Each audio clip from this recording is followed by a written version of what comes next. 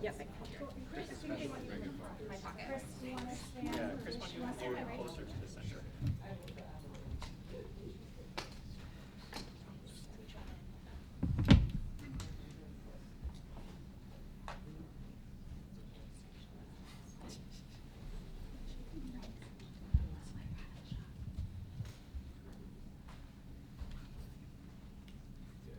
Everybody ready? All right, good morning, everyone. Thank you for coming. First, I want to thank all of the staff of the Attorney General's office, and in particular, all of the hardworking people who are involved in this case.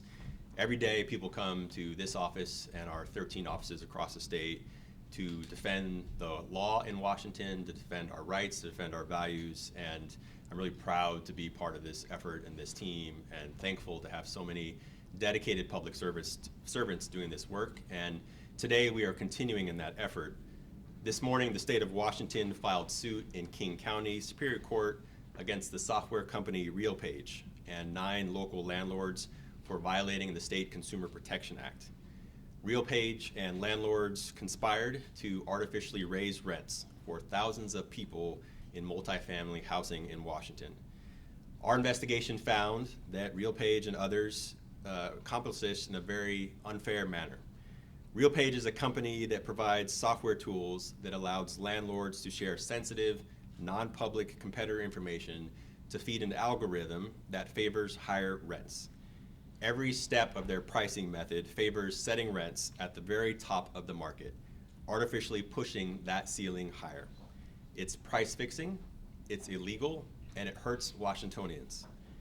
RealPage also plainly discourages practices that protect renters from financial harm and price negotiations and concessions, discounts for renters. The company advises its client landlords to automatically accept the higher pricing recommendations.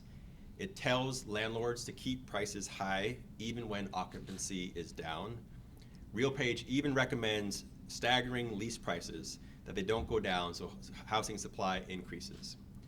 An estimated 800,000 leases in Washington were priced using RealPage software between 2017 and 2024. Our analysis shows that in multiple ways, in numerous markets, pricing is higher and occupancy is lower for properties managed by landlords using RealPage than for those that don't. Look, Washington needs a competitive market to help with our critical shortage of affordable multifamily housing. RealPage's unfair practices are drowning renters and pricing more and more families out of stable housing in Washington. As many of you know, Washington State had previously joined a multi-state federal lawsuit against RealPage for this same reason. We withdrew from that federal case last month because we saw a bigger problem. We saw a conspiracy, and we saw a greater path to help more renters. We filed this case in state court because we believe that state law protects a greater number of Washingtonians and tenants than the federal case had. We are seeking restitution for everyone potentially impacted by these unfair business practices. We are joined today by one of the individuals impacted by these unfair practices, Chris Villalpando. I apologize if I mispronounced your name. He is a Seattle tenant who was impacted by these unfair business practices, and I will turn it over to Chris. Thank you, Nick. I am Chris Villalpando. Since October of 2020, I have lived in the Lower Queen Anne neighborhood in the same one-bedroom apartment that also happens to be designated for the MFTE program, which by design is protected from drastic market adjustments and fluctuations. My presence here today proves that that was not the case at all. I was already facing financial hardships due to a severe back injury and was unable to work full-time, which is how I qualified for the unit in the first place. Since then, I've been able to return to work, employed by a marine manufacturing facility, and currently maintain the same job since the increase, and also started a small art design business right before the time of increase, which was also affected dramatically. Beginning December 1st, 2022, my rent was increased over 50% without any alternatives or options for deferment, and yet my paycheck had not increased and my business was not yet profitable. From what I understand, my landlord used RealPage software to determine rent adjustments. My initial response to this absurdity was that there had to be some mistake. So I reached out to my property manager, who of course was absolutely no help since they facilitated the increase. For months, I hoped and I continued to reach out to multiple other housing assistance resources, but was met with no hope of resolution. With no more options or resources left, and with an already extremely budgeted lifestyle, I surrendered and signed a new lease, with no idea about how I was going to sustain the increase. Multiple sacrifices had to be made in order to survive. Until about 2 months ago, when my rent finally dropped to a nominal amount as a result of a renewed MFTE certification, which was also not granted with ease. To this day, I have no idea how I did it for so long. And the most painful and revolting part about all of it is that all the money that I spent unnecessarily is now in the pockets of those who need it the least. Though I faced tremendous emotional, financial, and mental hardships throughout this experience, it is not the primary reason that I am here today. I understand that I am just one of many people fallen victim to the collusion, thereby perpetuating this already complex systemic housing crisis. And I also understand that inflation and market adjustments are naturally part of the rental economy. But what I don't understand is how these predatory companies can continue to operate freely without continuous authoritative examination and scrutiny. Granted, how many lives are affected by their actions, and in my case, inaction. And in closing, I hope to one day see retribution, if not for myself, then for all those whose lives have been needlessly impacted, and for those whose voices can not be heard. Thank you.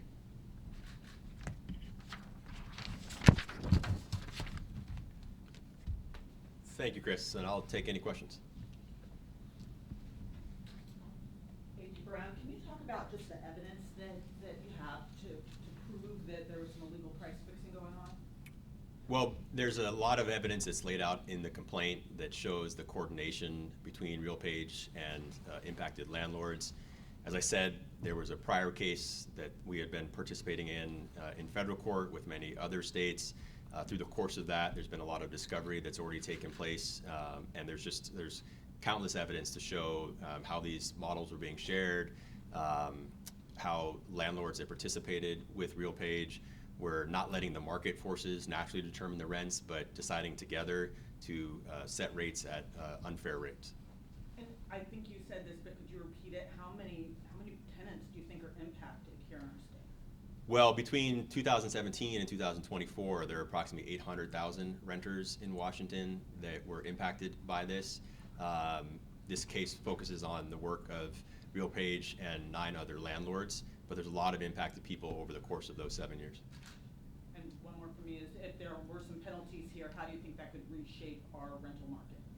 Well, we'll take it one step at a time. We filed the case today. We obviously hope to prevail in our litigation and hope to bring restitution for the people that were impacted by this.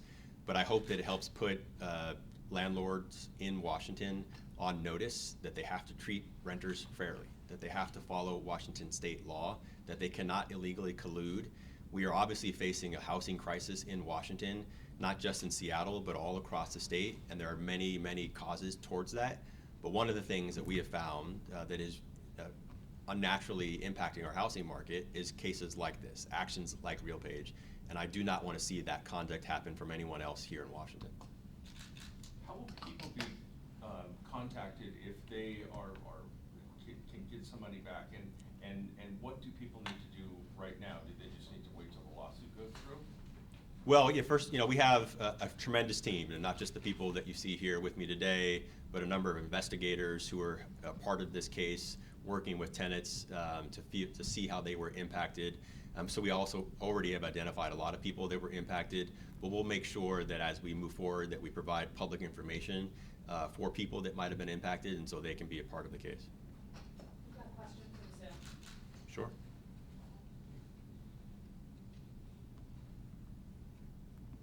Hi, yeah, I'm from Lucky 16, my name's Rachel.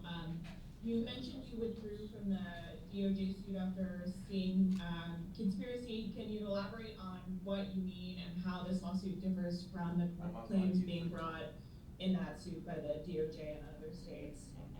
Yeah, I mean, in very simple term, this is a bigger case. We felt like we could provide protections and restitution for more people in Washington by withdrawing from the federal case, which was more narrow in scope. So there are more landlords that are part of this case. There are more tenants who are impacted by this case. And we felt that we could provide for more direct and more substantial potential restitution for more impacted people in this case. Thanks. And similarly, is there, any overlap or distinguishing factors between this case and the group of multi-district litigation cases pending in Tennessee? Well, there's overlap in some, very broad strokes. I mean, some of the parties are impacted the same, but that is a private class action brought by individual people, and this is a state action enforcing our consumer protection law in Washington. So there's some important differences in types of laws that we're enforcing here versus that case. Okay, anybody else? Thank you all for coming. Breathe out.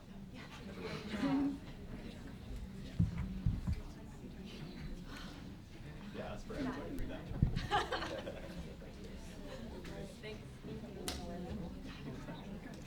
Oh yeah, Nina will want to do a picture. Do you want to do a group picture? Oh, yeah, that'd be This isn't the way. Isn't it? This is great. I just don't want to like a match. Yeah, no. Can we shift this way? Just do a quick group photo, just as a team. You got it. Mike's taller, so it's easier for him. This time you can line up by heart. Okay. Mike will count you off. Yeah.